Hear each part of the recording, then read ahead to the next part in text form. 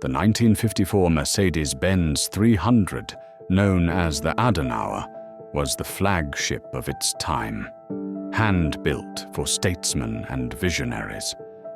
This rare right-hand drive example, sold new in New Zealand in 1955, has just completed a comprehensive restoration to near factory condition. Finished in its original factory green, it features fresh chrome, a new windscreen, and 6 new tires.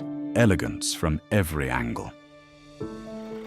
Beneath the bonnet, a fully rebuilt 3-liter straight 6, new pistons, bearings, valves, oil pump, and timing chain, delivers the effortless smoothness that defined 1950s Mercedes engineering.